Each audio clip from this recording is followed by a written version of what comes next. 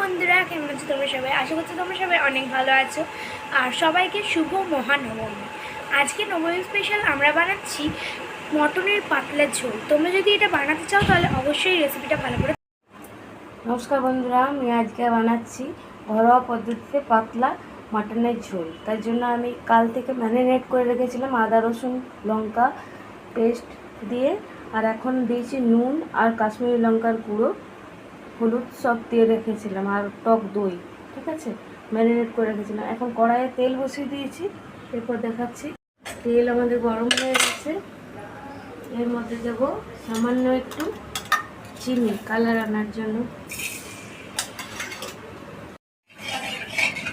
চিনিটা একটু নাড়াচাড়া করবো, মেল্ট হয়ে আসলে তারপর পেঁয়াজগুলো কুচি করে রেখেছি পেঁয়াজ দেবো।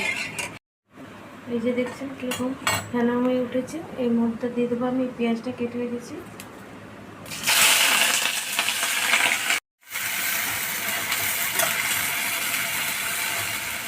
একটু লাল লাল করে ভাজা হবে, লাল হয়ে এসছে। এবার দিয়ে দেবো ম্যারিনেট করা মাটনটা।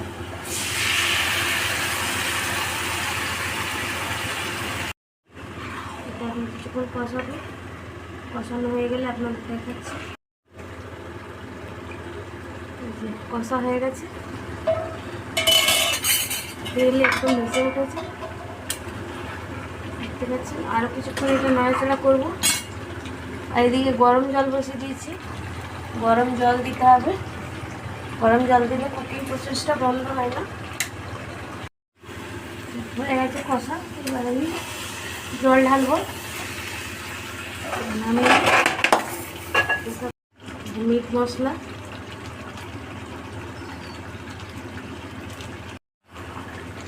এটা দিয়ে কষাবো আরও মিনিট 10। আলু, এবার আমি মাটনটাকে দিয়ে দেবো।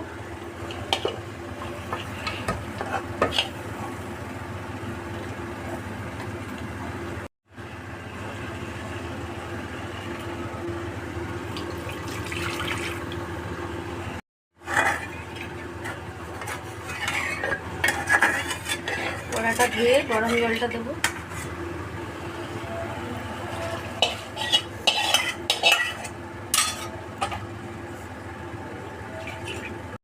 গরম মশলা,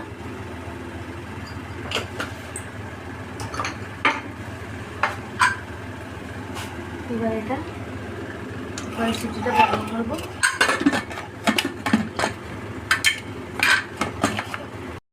কুকারটা বসিয়ে দিয়েছি, ফুল আঁচে দেওয়া হবে একটা সিটি, আর একটা লো ফ্লেমে দেওয়া হবে একটা সিটি। দুটো মোটামুটি সিটি দিলে সেদ্ধ হয়ে যাবে।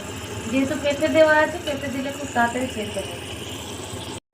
পেঁপে যদি দিতে চান তো দেবেন, না দিলে নাও দিতে পারে। ঠিক আছে, পেঁপেটা দিলে খুব তাড়াতাড়ি সেদ্ধ হয়, সেই কারণে দেওয়া। আর আমার পেঁপে দিয়ে খেতে ভালো লাগে, তাই আমি দিয়েছি। তো তোমাদের যদি রেসিপিটা খুব ভালো লেগে থাকে তাহলে অবশ্যই একটা লাইক করে দেবে, আর আমার কমেন্টে জানাও তোমাদের রেসিপিটা কেমন লাগলো। আর পুজোতে করা ঠাকুর দেখলে সেটাও কমেন্টে জানাও। তো আজকের মতো এইটুকুনি। রেসিপিটা ভালো লাগলে অবশ্যই লাইক শেয়ার সাবস্ক্রাইব করবে। আশা করছি তোমাদের রেসিপিটা খুব ভালো লেগেছে। বাই।